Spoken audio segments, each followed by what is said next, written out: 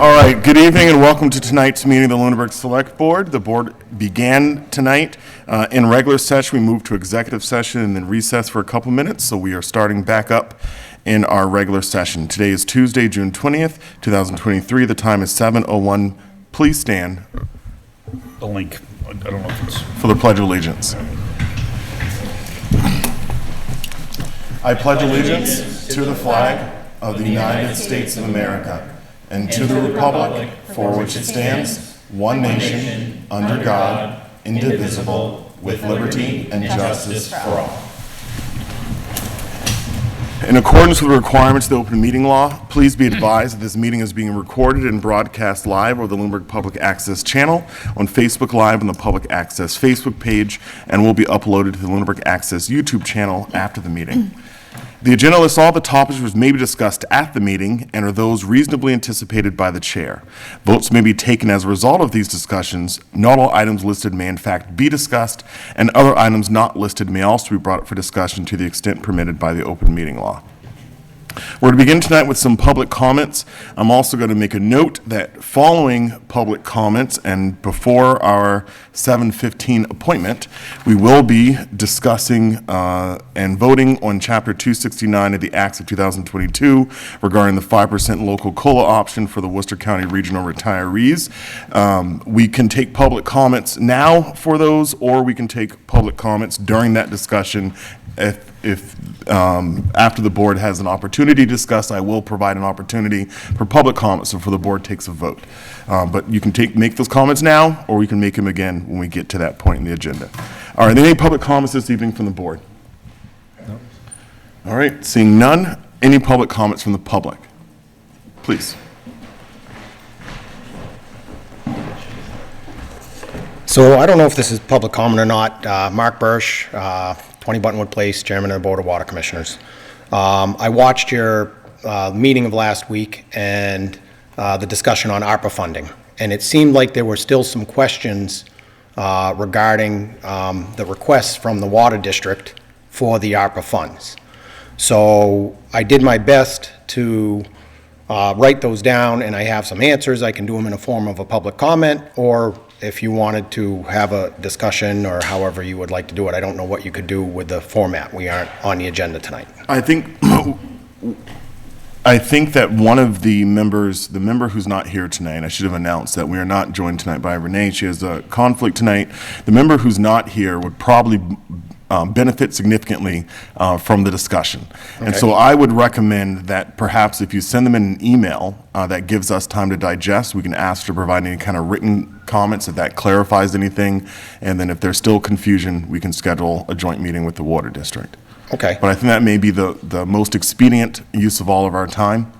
Okay. And as well as any other members. So we can kind of gauge it that way. If there's a lot of response to your answers, it may make sense to schedule another meeting. Okay. And I just didn't know, because I know there was a little bit of urgency on some of the board members to decide on this. Did you have a time frame where you were planning to try to finalize the balance of the ARPA allotment? Yeah, I think the general goal that I have is middle of next month, but we are going to be discussing goals, but that is kind of the framework I've been shooting for, is to kind of make a decision. I know that tonight we will be discussing some ARPA funding, but it's going to be very limited and not because we don't have the full board. Okay. All right. And I think based on the timelines we've heard, most people are looking for responses and answers as soon as possible. Okay, yeah. Okay. I will formulate and just send it to Heather? Yes, and Heather can distribute. Okay. Thank you very much for your time. Right. Thanks, Mark. Okay, are there any other public comments from the public? Yes. Oh, Peggy. Peggy Stewart. I am a 20-year retiree of the town of Lunenburg. I have a full report. If you have any questions on what you're going to be voting on tonight, I'd be happy to present it. It sounds like you want to have a dialogue, if need be, while you're discussing it, and I'm okay with that. If you want to shorten up the time, your decision.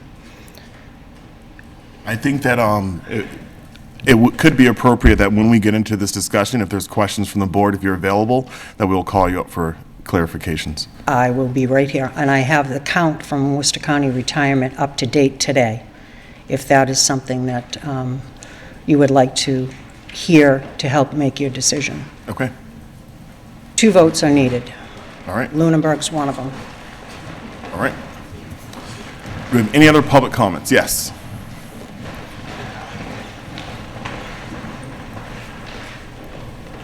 John Reynolds, 91 Lancaster Ave. I'm currently the chairman of the Sewer Commission, and there's just a couple things I think I'd like to clarify. Okay.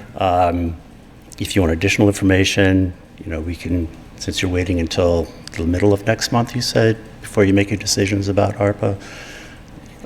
But just a few things. Mr. Chair, you mentioned a couple times that you were very much in favor of the Water District's request, in part because the PFAS requirements were unexpected, unplanned for, and couldn't be budgeted. Okay. So based on that criteria, I think the Sewer Commission falls into that same category. On May 5th, we received a letter from the DEP, which is a letter combined between the DEP and the EPA about our new permit for sewage water to be released to water. It's called the NIPDES permit. And there's 2 main issues with that are very important. It's going to be requiring, which we didn't know before, monitoring and eliminating PFAS from treated water, along with monitoring for higher levels of nitrogen and phosphorus as well. Okay, the second portion of that is the EPA is going to be pushing for studies to be done for major flood events, which Leominster and Lunenburg will have to comply with. And there's 3 major components of that. One is asset vulnerability, one is systemic vulnerability evaluation, and alternatives for evaluation. This would be a large project requiring engineering consulting, unknown about before, unplanned for. We hadn't budgeted for it. Again, I'm trying to use the words that you used about your support for the water district. So there's that. And then COVID has had a real impact on the sewer system. The output to Leominster and Fitchburg in 21 and 22 went up by approximately 50%. The output to Fitchburg went up approximately 27% over 2020. That means, since most of our sewage goes through pump stations, that our pump stations were working much harder than we had expected. Sure, we have maintenance plans in place, but we all drive cars. If you put 50% more mileage on your cars, all of a sudden you're going to have more costs. Again, the increase in flow wasn't expected, wasn't planned for. It was a result of COVID. I like to consider this, with your agreement, to be a communication from another boards. That way you can have more time. That would be fine. We can also have a dialogue. Okay, so Instead of a public comment, we're going to call this communication from another board as your board chair. okay. Okay, you can keep going. Okay. We didn't raise rates because of COVID. I mean, people were unemployed, and we actually waived the fees that we charge restaurants for the grease trap program. However, 2 years ago, we did raise rates by 8%. 2 years before that, we raised them by either 10 or 8, I don't recall at the moment.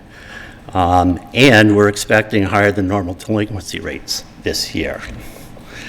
And unlike the water department, we can't shut the sewer off to try to enforce payment of what's due. So we are vulnerable to delinquencies. I know it seemed like most of the interest of the board was in manholes. Obviously, they're visible. We drive over and we see them, we hear them. And if the board saw fit to award us any money for the manholes, obviously we would use it for that. But it would potentially free up some other money in our budget to apply towards our aging pump stations. Especially, I mean, I've been on the sewer commission for 2 or 3 years this time, and once before, I never recall a time when we had 3 pumps down in the same week. Not pump stations, because there's a redundancy, but 3 pumps. So, you know, all the requests, obviously, everyone wants this money. And I would say, you know, of all the requests I heard, the one from the food pantry is the most noble, I think. And obviously, COVID impacted them too. I mean, people are, because of inflation, need more food. Now, but it just seems like the sewer department had a greater direct impact because of COVID than most of these requests have experienced. And as far as other sources, yep, we can raise our rates, and we probably will be raising our rates. Can we borrow money? Perhaps we can get money from the SRF dollars. I don't, Heather, you would know better than me than that. But I'm sure the water department they can raise their rates again. So I just want there to be some consistency between the evaluation of the sewer department and the water department. And, yep, $500,000 is a lot, which is what we're asking for. However, obviously, any amount that you could provide, we would use, and it would help us out. And then the 2.2 million, that's what we had in retained earnings at the end of 2022. We won't know until September of this year what the amount in retained earnings is when the free cash is certified. And as I mentioned at the last 2 meetings ago, we are planning on taking $420,000 out of retained earnings for operational expenses for the upcoming year. And, like the town, we'd like to have some money in reserve for severe emergencies. So anyway, that's what I have to say tonight. I don't know if you have any questions or... My only question is, have you expended any money for all the things that you just mentioned? The monitoring, eliminating PFAS and phosphorus from treated sewer, the asset vulnerability preparedness. Have you, I do understand you've had to expend money for the output to Leominster and Fitchburg, but have those costed you anything yet? No, those have not cost us anything yet. What I would suggest is 2 things. The first would be if I make a comment during a meeting with the board, and I certainly expected to get a response from that comment from the sewer district or sewer department commissioners, but you can always call me. That probably will be the easiest way, I think, for us to get on the same page. And so I'm happy to give you my cell phone number so that way Okay. we can do that. And the second... Sure, go ahead. I would just offer that the second thing is, we haven't allocated any funds yet. The things that you spoke of tonight, I really do appreciate the additional information. It adds more context, and I think hearing one person's opinion and understanding where I'm coming from as I'm evaluating different requests is that I'm looking for kind of, what were those special things that popped up in the last couple of years that made this so that way it's a burden, it's not just an ordinary routine request. I think it would be helpful if you modify your request to explain some of these costs. I think that may be helpful. We have accepted modified requests from other departments. So if that's, feasible, which, Sure. We're not going to meet again until, I think, July the 11th, because we're off next week, and then we have the 4th of July holiday. So that, a couple of weeks, if you can modify the request and provide that additional context, I think that would help in the decision-making process. Okay, that's great. Thank you for the time. Are there any other comments, questions from any other members? You got anything? Yeah, this actually goes to a point, I'm glad, thank you for speaking on the issue, because one of the things that, and I got an email from a resident that brought up, maybe we all did, I forget. It was like 6 days ago I read it, but it made a very good point. In terms of how to treat the water district and the sewer department, and that there needs to be consistent treatment, or at least a rationale, if there is a distinction in the treatment, as to what the basis of that distinction was. But I think your additional context is in other words, you already hit on it. Like, the PFAS was an emergent circumstance. That's the case they made. You're making the case about the impact of the COVID. So, yes, supplemental information and that kind of a case definitely helps the thought process. Right, and the draft permit is being written right now, so we don't know exactly what the impact is going to be, other than there will be, because obviously there's an interest in the state and the country regarding PFAS, nitrogen, phosphorus. You know, we all want to eliminate those from the environment. And the other big one, as I mentioned, was the studies that we're going to have to do to see what impact major floods might have to our structure. And again, anything that Leominster is required to do, we have to pay a portion of that because of the IMA agreement that we have with them. So, all right. Okay. Oh, I guess one last thing. Yes, the sewer is an enterprise, but it's so much more integrated with the town than the water district is. We don't have the same autonomy that the water district has. I mean, town manager is our procurement officer. The two sewer department employees are their town employees. Their benefits and pay is based on whatever the town has for policies and procedures regarding that. We don't have the same autonomy. Can we raise rates? Yeah, we can raise rates, but we're not quite as independent as the water department, in my opinion. Thank you. Thanks. All right. Do we have any announcements tonight? Yes. Previously, I had spoke about a Mart Connect program that was going to be coming up through, it was a grant-funded program through Mart. So this will be going into effect on July 5th. And this will be for taxi and livery rides to get within a 20-mile radius of your pickup destination. So it covers Lancaster, Lunenburg, and Sterling. Those are the communities that this program includes.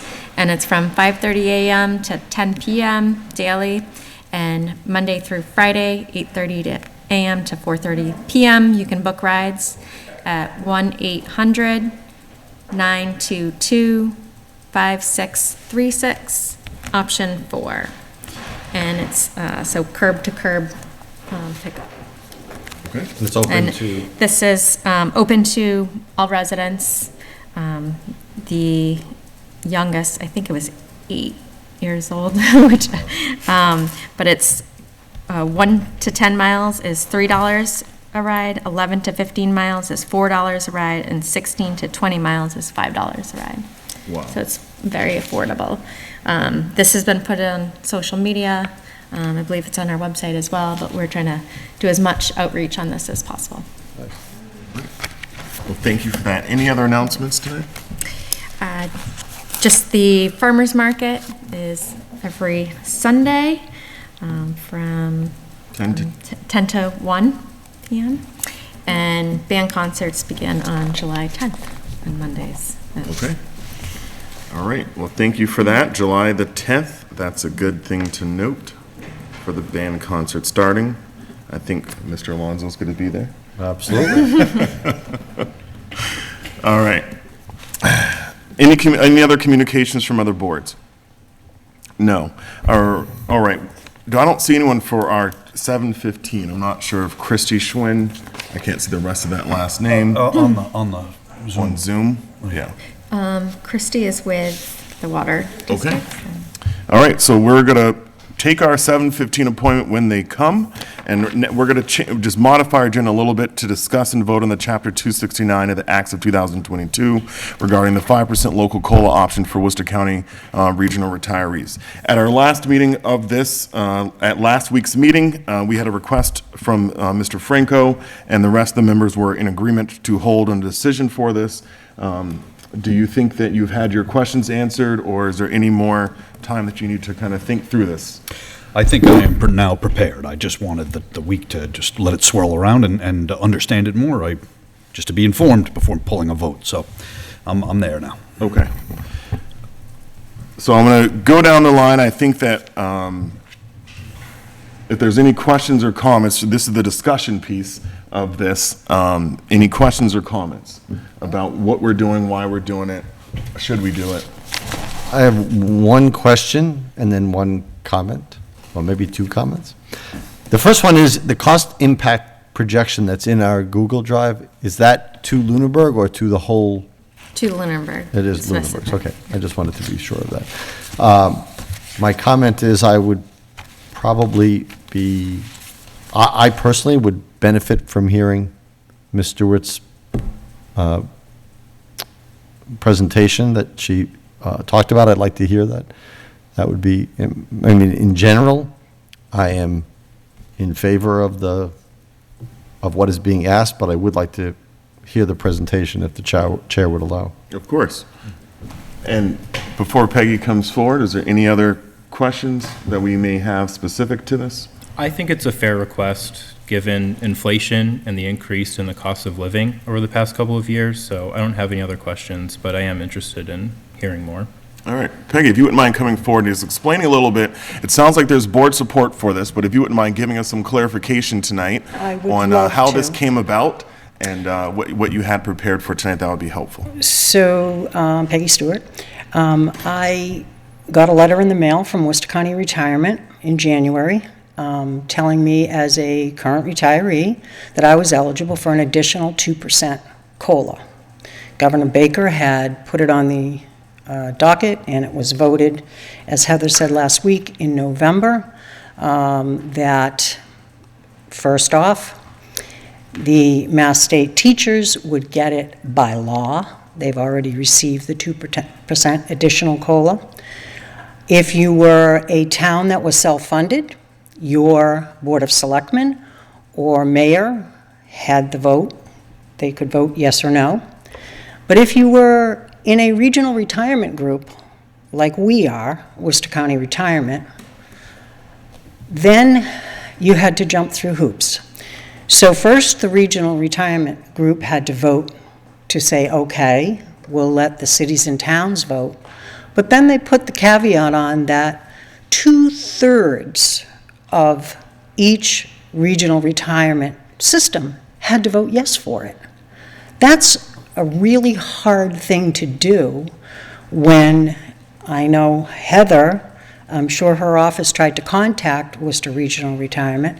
They were giving no information to any cities and towns, nor to myself as a retiree, of who was voting, when they were voting, what the count was. So last week, when I saw it on Zoom and I raised my hand with some questions, and Heather had presented to you guys that out of the 49 cities and towns that are a member of Worcester County Retirement, 29 had voted. There was 19 yeses and 10 noes. Well, I said, okay, I need that list. Worcester County wouldn't give me any information. So I got the list, I came in, Heather wasn't here, but I got it from Elaine. And I took that list and I made some phone calls. And I sent some emails. And as of today, there are, out of the 49, 32 cities and towns have voted yes. 10 have voted no, still the same amount. 2 have voted to take no action. Go figure. Why would you not take action? I don't understand. And 5 have yet to vote. So, in dollars and cents, behind me sit, I think there's 9 retirees, myself 10. Collectively, we have 350 years of service to this town.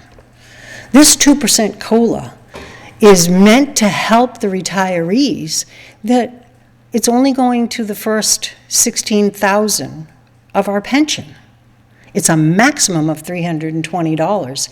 If you got the 16,000, a lot of retirees work part-time, and they don't even meet that threshold, so it's less for them. So after I got all this information together, I called Ashburnham. I live in Ashburnham now. We moved from Lunenburg 5 years ago, and I talked to the treasurer there, and I said, "Did you vote?" She said, "Oh, yeah, we voted quite a while ago." And I said, "When did you vote?" "In March." And I said, "What did you vote?" And she said, "Well, we voted yes. Why wouldn't we support our retirees?" And I say to you, Lunenburg, why wouldn't you support your retirees for a 2% COLA that's meant to help dig them out of COVID? And I urge you to vote. Tonight, we will be one town shy, and believe you me, I will be on the horn to those 5 towns that haven't voted yet to get that next vote to pass this. And a little bit more information, the 4 largest regional retirement systems worked with each town. They sent out reminder notices. They worked with Mass Retirees Association, and they passed it with flying colors. So it's all reflective back on the no information from Worcester County Retirement. That's what I got. Any questions? Mr. Chair, can you say what the latest tally is? Votes for and against? 32 yes, 10 no, 2 no action, and 5 have yet to vote. There are The reason I ask is because I just. 49 cities and towns. Right, so 2/3 of that. We need is- 34. I got 33. Nope, it's 33 point something, and they want No, 34. I just did it. It is. What can I say? I just did it at 49 times 0.67, so I actually used above 2/3, and it comes is out to in a- 32 point something. It was so- in the letter that I got, that they needed 34 Well, to then pass somebody's it. math is wrong, and I would don't think it's challenge mine. So Mr. you Alonso's guys the can same. be the deciding vote. That's right. That's what I wanted to, got it. I wanted some excitement about this You vote. are the deciding vote. I would challenge that math. I'm sure Mr. Alonso's correct, and I would go back to them and say, whoa, whoa, whoa. Yeah, you hit your threshold at 33. And I have no questions except to say that I'm in agreement with the 32 towns that have voted for it. I don't see any reason why we wouldn't vote for it, especially given the last, couple of years with inflation and everything, working on a fixed income. I mean, it just makes sense to me. Appreciate that. All right. This is more of an academic question because I don't think it affects the vote in any way, but I'm curious just to drill down. Is it that 2/3 of the 49 total membership is required, or 2/3 of the votes, 2/3 of the towns that take action is required? That's a point that I'm afraid to ask, because I'm probably not going to get an answer. I would But- venture to guess in the world of government dealings, it is of the member community. So if people chose no action, it doesn't matter. It's a no vote, right? Or No, it's just, well, it's the equivalent of a no vote. Yes, it doesn't help to getting It to doesn't help. the 33 threshold. Exactly. Okay, yeah, So 'cause I we, collectively, all the retirees of the town of Lunenburg, would appreciate your support, and I thank you for your time. And without even knowing who those towns are, I will say publicly, that's the lamest vote I've ever heard, that you couldn't even take a position. I mean, that's just awful. Yep, All right. thank you. Well, certainly I will say it's good to see so many people that have watched me grow up. I think that most people here have seen me since I was at least about 10 years old, so it is so good to see you after all these time. We're not going to mention how many decades have gone by, but it is good to see you. All right, and with that, I move to approve the 5%. I move for the select board to exercise It's in, the option. We have an actual motion Yes. right now. Yes, we do have the actual motion. Let me get the actual motion, because I'm like, this is getting more complicated to phrase as we go by. All right.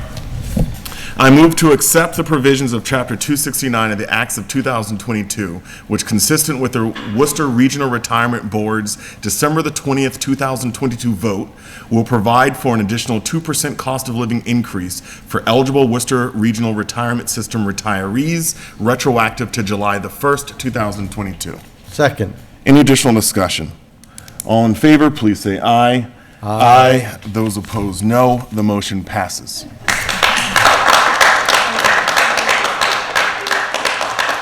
Don't be strangers.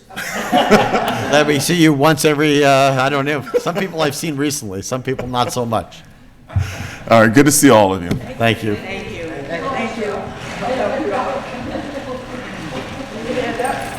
I'll bring cookies.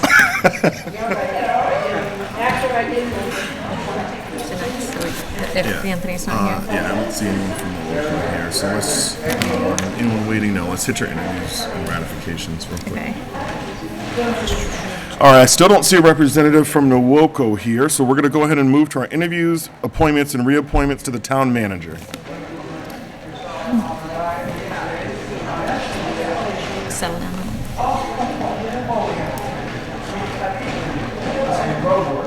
So I'll start with a much easier one, the second ratification for on-call firefighter EMT, James Ricci.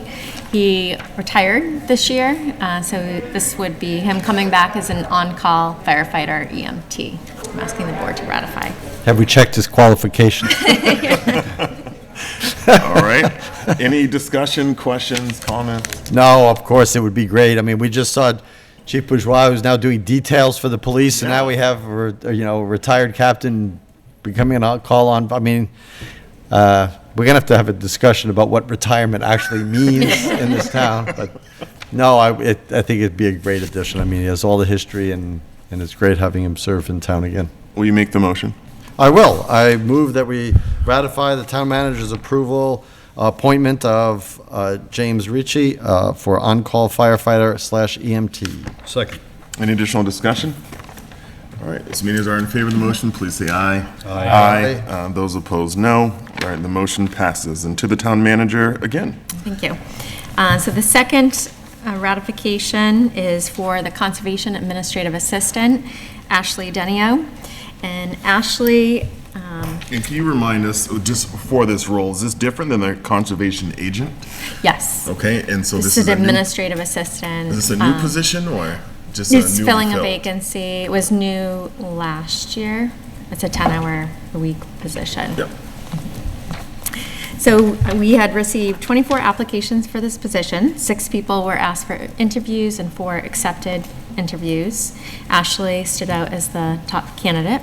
She has her Bachelor's of Arts in Psychology from UMass Amherst and is currently working towards her master's degree in Business Administration at Fitchburg State. Ashley has worked as an operations manager for George Hill Orchards, coordinating retail sales, food preparation, and general farm maintenance for a busy horticultural operation. At the same time, she has volunteered as a curator at the Harvard University Herbaria. I don't know how to, but she assisting in research, identifying, categorizing, and basing various collections at Harvard University. This work also included preserving biological specimens and curating research-grade educational materials. Previously, she worked as a geriatric case manager and court-appointed special advocate, which required the ability to understand, interpret, and implement state and federal regulations. She was also focused on detailed reporting and continually reassessing and prioritizing her workflow. Her references describe her as a quick learner, organized, and very friendly. I respectfully ask the board to ratify Ashley as the next Conservation Administrative Assistant. All right, are there any questions to the town manager related to this request for ratification? All right, I have one. Well, Conservation Commission is a board that we appoint. However, have they been forwarded, are they usually informed of this one? I don't. No, No. not the Conservation Administrator. We did during that process. Okay. But not for Administrative Assistant. Okay. All right. Well, I would move that the board ratify the town manager's appointment of the Conservation Administrative Assistant Ashley Adenio. Second. Any additional discussion? As many as are in favor of the motion, please say aye. Aye. Those opposed, no. The motion passes. All right, still not seeing our 7:15. So for old business tonight, most of what we have up here is really supposed to be discussed. I think we need a full board to finalize our liaison and committee assignments. Also, same with MRPC representative, and anyone stepping up from master planning. That's the only one I will call for. Anyone? I can't say I'd like the time to, since we're not going to vote on them, I'd like the time to think about it. Okay. I haven't thought about it until just now. Okay. All right, so we'll plan those. As a reminder, we are going to do current business in a second. So we have approval of minutes for March 21st, March 28th. Is there a motion to approve? And let me double check those, because I think we had some absences with those meetings. So let me just double check them. We're in June. I think we had 3 of us here for each of them. Right. Yeah. Okay. On the 21st, certainly. And it looks like, All right. let's just look at the 28th, just, Yep. and Is yes, there- on the 28th. Yeah, I see it. So All I right, yeah. move that we approve the minutes of March 21st and March 28th, 2023 as written. Second. Any additional discussion? All right, I'm expecting Caesar to abstain. All in favor, please say aye. Aye. Those opposed, no. Any abstentions? I abstain. Okay. You are correct, Mr. Chair. All right, minutes are approved. Please thank Elaine for her good work on those. And then we have some warrants. This is not all the warrants. There will be another batch that Karen's working on currently. Okay. Expect to be done by Thursday, but I will, Elaine's out of the office this week, but I'll contact the board if they're not going to be ready by Thursday afternoon. Okay. We have accounts payable warrant in the amount of $187,494.25.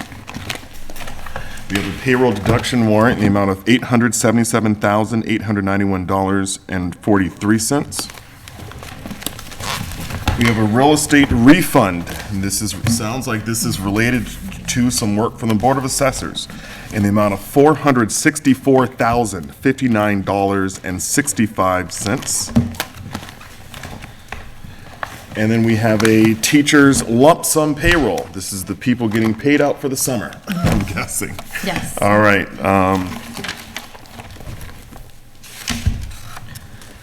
Several teachers, okay.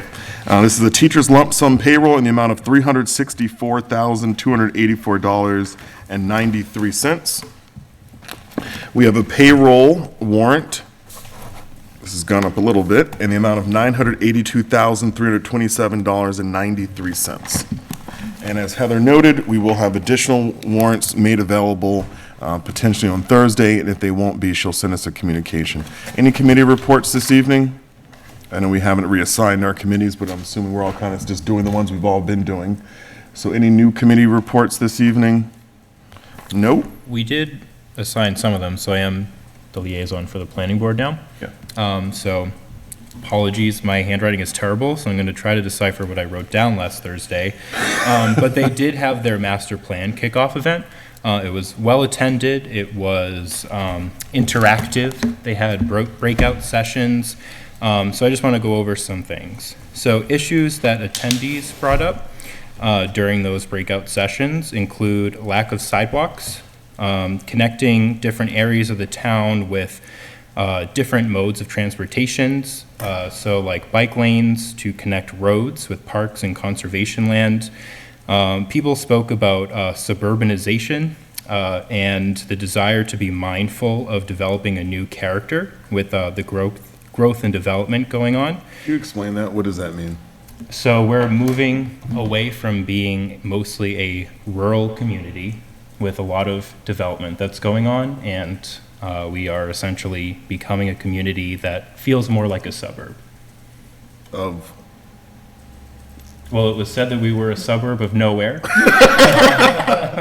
But it is something that people brought up. Okay. So suburbanization, new term that I learned, parking at public facilities, and they also shared the results of the public survey that they conducted. So I'm not going to go through all of it, but a couple of key questions. So what do you like about Lunenburg? The number one answer was small town feel, the rural character and safety. What would you like to change about Lunenburg? The number one answer was the school system. The second was the lack of sidewalks, and the third was employment opportunities. So what would you like to prioritize for development in the context of land use? The number one response, which I wholeheartedly agree with, was restaurants, also retail and active recreation. And then for recreation opportunities, people would like to see bike trails and ice skating. Was there more, if I may ask you, was there more detail what they meant by school system? No, it was a multiple choice response, so. Okay. Oh, it was multiple choice. So they led people. They didn't even ask people's responses. Well, actually, I don't know. It was I'm I'm going to hope it wasn't multiple choice if you're going to ask people to just say what's on their mind. I'm actually going to take that back. I'm not entirely sure how the survey was presented, but the results that came back, it was listed as the number one response. Okay. A complaint about suburbanization, not that I've ever heard of that, as well as a request for more sidewalks. And an ice skating rink. Yeah. And more That employment is kind of, opportunities. they are kind of at odds. By the way, if you've never heard, I grew up on Long Island, so the word suburbanization was a word I grew up with my whole life, so it's been around for a long, long time. Okay. Yeah, I grew up in an area that went from a sheep farm to the 6th borough of New York City. Over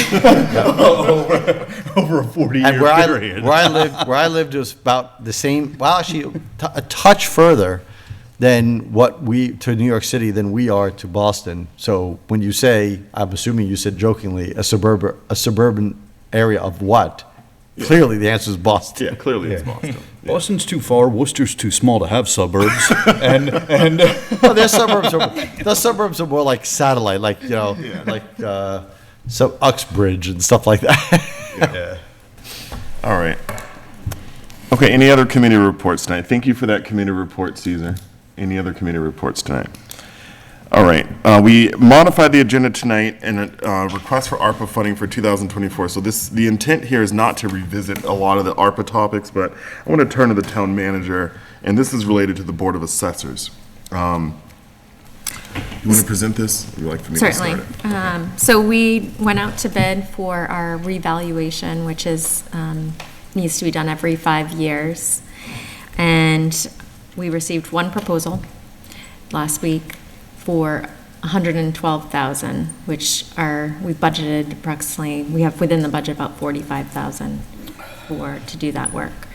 And due to the timeline, our RFP was written such that the work would be done by October in order to get everything done in a timely manner for the tax rate being set. The firm that bid the project is Vision, who's also we utilize the software through Vision for assessing. And their timeline, the earliest they can start is October due to other work that they have scheduled, which would mean it would be past that deadline, which is another issue entirely, which I need to work through with Department of Revenue, which is ongoing. So there's no way they're going to get done. Correct. And is it time? Can I ask questions? You absolutely can. So the first question I have is, did we have any inkling about two things? That what the lead time would be to get the 5-year revaluation RFP out there, and or any idea about what the price would be? Because it sounds like we're missing on two large areas, which is price, which is more than double what we allotted, and timeline, which is well beyond what we have.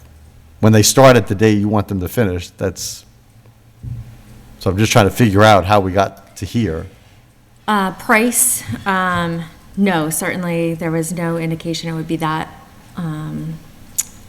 large, and we think that it's mainly, they want to do a full review of every single property, meaning visit every single property. It's not doing a measure and list of every property. So that is a large chunk of their estimate for cost. So that obviously contributed to the cost. The timeline, we should have, we've been working on it since January timeframe, but everything coincided with everything else that was going on. So there was a lot of back and forth on developing the bid, and then everything else that was going on contributed to that delay. There was no indication that it would be, that we wouldn't be able to meet that October timeline. It became more apparent when we talked to vendors of what they had on their plate already. Has Vision done work in the town before? They haven't done a reval. This would be, I understand, but have they Right. done any work in town? right, none that I'm aware of, besides doing the, working on the assessing database. So they're familiar with the Right, data. besides providing the database, right? Right. Okay. So, I want to just add to your questions, but I don't want to interrupt you. No. Well, I just had one other question, which is, obviously, this means that we're not, and it came up potentially this year, this past February. So if we miss that, what is the town's recourse for missing Q3 payments? Like, what does that do to cash flow and everything? We would likely have to do short-term borrowing to get us through that period of time. That's what I'm assuming. I'm going to be working through those questions with DOR as well.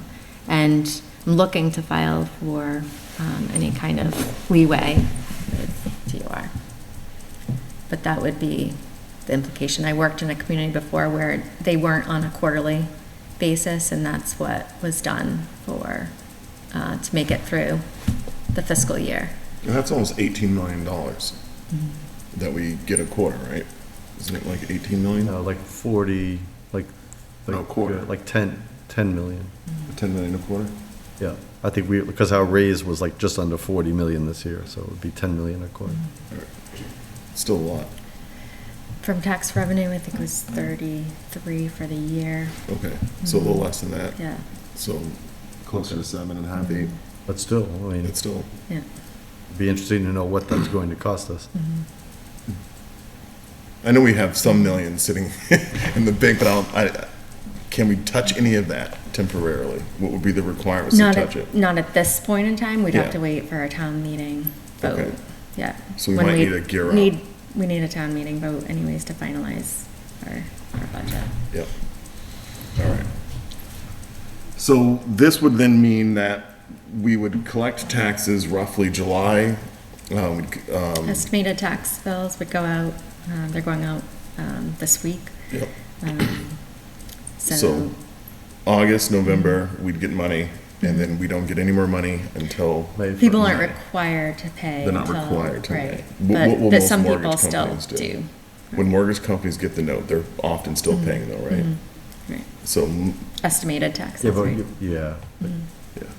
So that wouldn't hurt too much, because assuming that most people are on a mortgage, if their mortgage company continues to pay it, it depends if they're not even starting till October, when will they even be able to mail them? yeah. Their timeline, I think, was finishing up at the beginning of February for the work. So that means the bills go out end of February, Yeah. by the time you have the, I think that we may, it was mentioned early in this process that the select board, with our broad authority to create policy, that we should exercise it as it relates to the Board of Assessors. And I've been very, very hesitant, because I just simply think that the board needs to come up with some of their own policies themselves. But these things have a huge impact on everyone and all of us. And I think that we may need, by policy, to drive some of these deadlines. In other words, if we know that it's a reval year, and certainly I fully get it. It's, I mean, the totality of the circumstance, right? Where we're out trying to get people to do one set of work for us, and the immediate task at hand is the high focus. But I think that we need to be tracking some of these things to know the implications of them, and maybe, you know, if we have a reval year, we know when they're coming, we might need to be on the front end of trying to load some of this stuff. That, you know, perhaps in the future, when we have this in 5 years from now, that RFP can go out the fall before. So that way, that whole process is wrapped up before the calendar year even begins.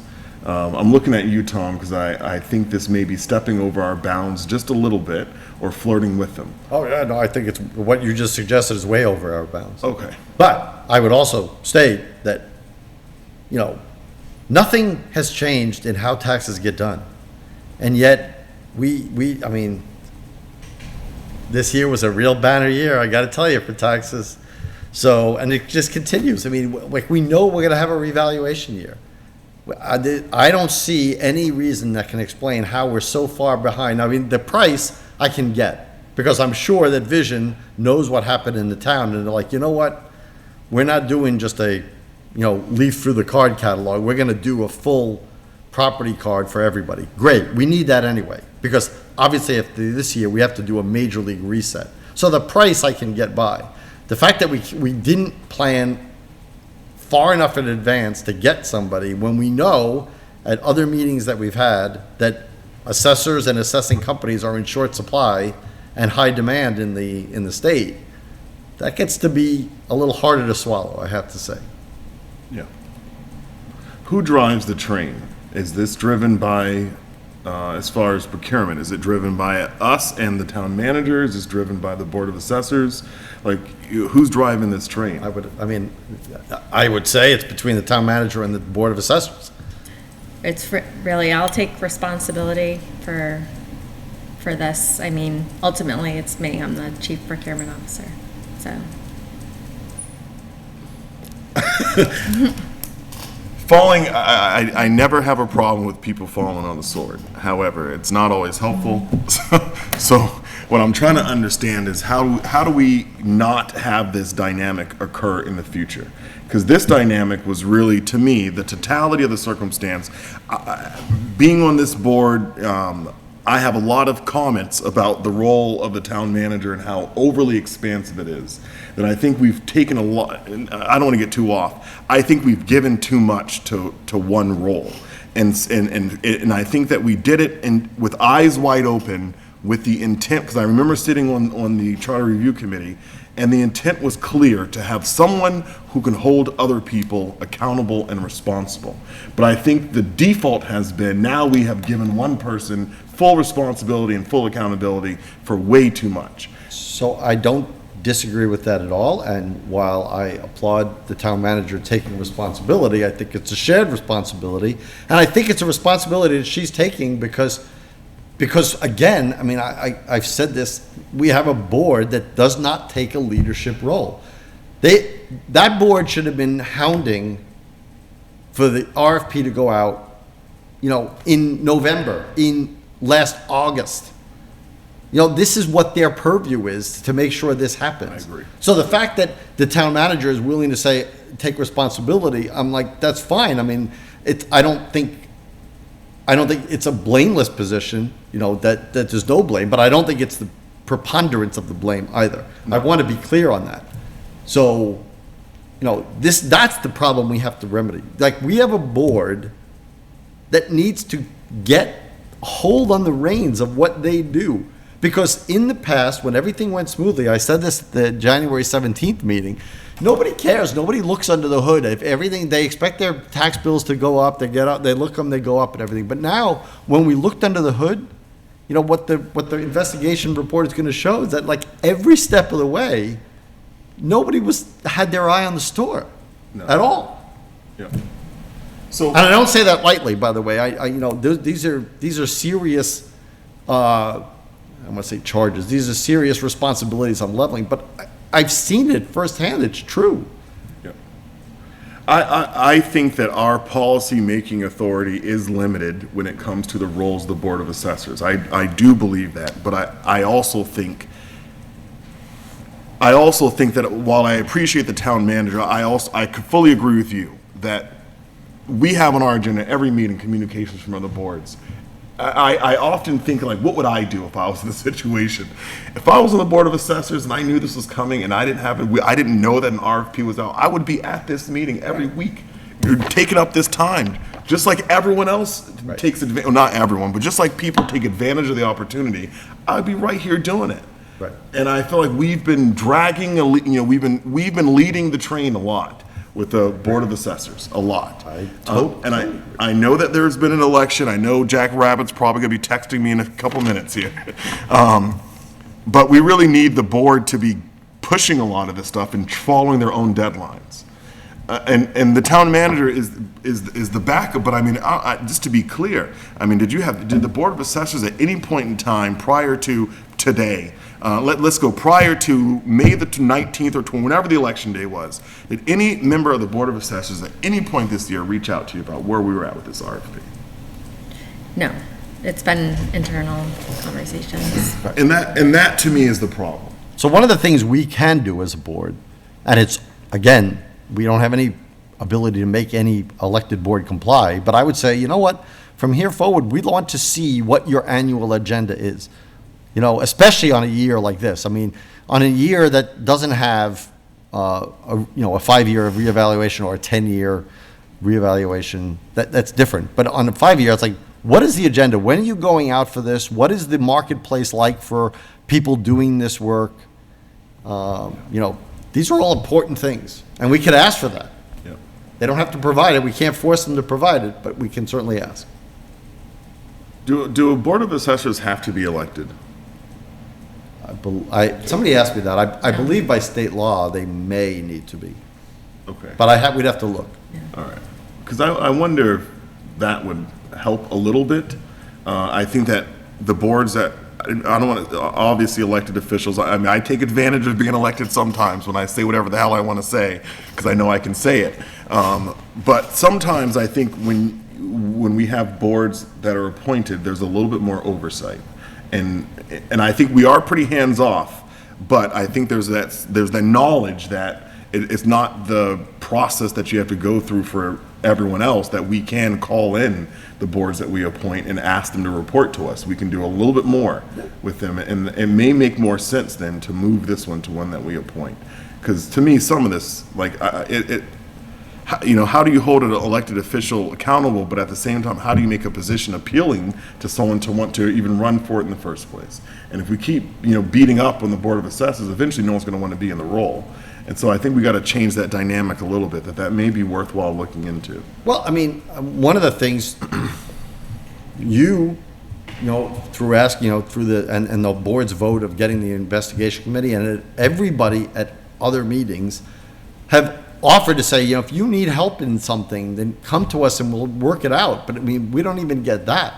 It's like, hey, listen, we're a little bit lost. Maybe we can pool our resources. Let's, brainstorm a little bit and find out the best way to come to this. But I don't even see that happening. Yeah. They certainly have the ability to open up who they get, who is involved, where they would have the final decision. But I mean, what makes me uncomfortable is that our town manager is uncomfortable by having to say that I take full responsibility, when really the full responsibility is not hers. There's some responsibility, but it's not full responsibility. No. And that's the part I don't get. I mean, we've done reevaluation for 5 years. Let's go back. Let's go back to all the way back into 2018 when this was done and before. Like, what did we do then? And 2013, what did we do then? I mean, you would think these are like recipes. You want to do a 5-year evaluation. You go and you pick up the procedures, what happens to happen that year. Yeah. It's very frustrating, and all I know is it has bled money from this town for the whole entire year. I mean, if we vote on this, which I don't know that we have any choice, now we're getting close to 1.5 million. Yes. Yep. Probably over when we talk about the money that we use from ARPA to get the investigation and get the other company, together. So of that 150,000, how much of that's remaining, if any? Karen is working on the calculation for that final, because there's payroll numbers that she's looking to finalize. I would say it's safe to say that 100,000, that's a safe number. I Has been think. expended. Right, And Out of we the allocated 150. 150. yes. All right. And we may be creeping up to another 10 or so? Right, we have 45 within the budget Yep. to use towards the 112. All right. So, So tonight, And by the way, Mr. Chair, if I can add one last thing. I mean, because there's one other. In every elected or appointed body, or most of them, right? For the planning board, they have the land use director. There's an not appointed, there's well, they're appointed, but a nominated employee. You know, conservation has the conservation advisor, consultant. You know, the school committee has a superintendent. We have the town manager, right? The Board of Assessors has an employee, and it's been an employed job. That's another part of that job, is to make sure that the workings of that department on a day-to-day basis, including getting a 5-year company to do getting the 5-year evaluation company to do it, was wanted. I mean, so a large responsibility is on that position again. Until recently, we had a principal assessor. Was the principal assessor ever come to you, say, we have to do the RFP in January? he started working with the assistant town manager on it in January. Which probably, that would have put, what, 3 months earlier? But, you know, At no that point, pressure, it should be there was 4 months. there was no sense of urgency, I think. And again, all of these bodies have people to assist them. yeah. And everything in that department just really just spun out of control. So, I think also compounding it is the change of personnel over the years, with the current principal assessor just starting the previous March, to get acclimated to the community and other deadlines that are supposed to be met during the year for the assessors. That has a lot to do with it. Last time we did the reval, RRG was still our consultant, so that was done all in-house by them. All right. Well, we do have Louise Paquette that's still around, and she was wonderful. And I know that she trained Sheila, and, you know, when she was running the office, and I'm not making any, this is not a comment against Sheila or about Sheila, but it's a comment about Louise. And when she was running the office, things were smooth. Those bills were coming out every year in December. And that's just the way it was for many years. And I think that maybe we just need to, she kept really good notes. I just think maybe we need to look into consulting with her about some of the processes that she had created over time and just kind of laying them all out. Just what are they? Let's make this clear. And I know she put together a book, but maybe there just needs to be another review of it, because, yeah. To me, Heather, I appreciate your comment and I appreciate you taking responsibility, but I just don't. Well, I'm not I assigning own much my over part, your way. so. I appreciate you owning your part, but I just don't. I know the intent of the charter was to allow someone to exist in the system that the boards can go to and say, hey, our process isn't working, who can we hold this person accountable? And I just really believe that what it's become is, hey, someone else can be held accountable, responsible, I don't gotta do anything. And that's the bothering part, because, you know, one person cannot possibly do everything that's written in the charter. It's just not possible. oh, you're talking about for the town manager? For the town manager, it's way too much. Well, I mean, I think that the way it's If written people in the don't have charter, I accountability think the way along it's the way. written in the charter, the town manager is a doable position with the proper, you know, supportive staff, and I think we've added staff along the way. But when things, you know, this didn't just like bubble to the surface, when things geyser out of control, you know, yeah, everybody's looking at the town manager. And that's not a fair assessment, because again, other bodies have their responsibilities.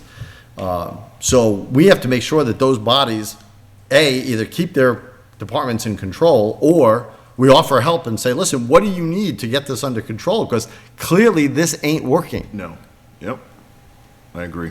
And what are we doing? I mean, I've read, this is a little off this topic, but we're talking about the thing. Do we have somebody to step in as an assessor in the interim, as an interim assessor? Has that been determined yet at all? We advertise the position. You're advertised, okay. And we're looking to do more of a hybrid Right. model. That So would be bringing great. in Yep. people, companies as well to assist. Excellent. Thank you. All right. All right, so the ask tonight, and this is, in order to be able to award the contract to Vision, it's about a $70,000 delta. And we may have about 40 of it already available to us. Are you comfortable if the board allocates 30? And then we bank on that other 40? Right, and I can update the board Yeah. with that, whatever that differential is, and when Karen has the calculation. Okay. All right. I will make the motion. I move for the board to commit $30,000 for the revaluation of fiscal '24 tax, for the fiscal '24 tax revaluation. Second. Any additional discussion? I just have so just to clarify, that's in excess of the total 150 that's already. Correct. Okay. Correct. I just want to make that. And this will lock in this with them? Vision. Yep. Yes, we need the appropriation in order to even award We need the, the appropriation to award. I'm not able to award the bid to them until we have funding. right, right, that's what I'm saying, but this will give you that. Yes, Okay, and Karen's recap of the 150 already? right. Okay. Yep. So this is going to take that 150 and basically bump it to 180. All right. Yep. So we have a motion and a second. Any additional discussion? All right, as many as are in favor of the motion, please say aye. Aye. Those opposed, no. The motion passes. All right, so we have I never saw anyone from Nwoco tonight, so looks like that will not occur. And so we will go to our upcoming meeting schedule. Is going to be July the 11th. That is 2-week break for the select board here. Party time. And then July the 18th. As a reminder, Lou, I'm not here in August the 8th. Okay. All right. Does anyone else have any known vacations between now and the end of, between now and Labor Day? Just annual training for me, so I'll be gone, I think, 2 weeks in August. Okay. Do you have those, when you have those dates, just I let me know, know. I should have wrote them down to bring them, but I did not. All right. Okay. Any public comments this evening from the town manager, None, thank you. from the board? Other than I am seriously concerned about your ability to stretch this out to 10 o'clock. No, I have nothing else. I was trying to wrap up before 8 tonight. Insofar as we won't have a meeting before then, I want to wish everybody a very happy and safe July 4th weekend. Yes. Thank you. Yes, yeah, same. Thank All you. right. Any other public comments? All right, any public comments from the public? Mr. Passios? Nope. Okay. All right. Is there a motion to adjourn? So moved. Second. Any additional discussion? All in favor, please say aye. Aye. Aye. Those opposed, no. The time is now 8:09 and the board is adjourned. We will be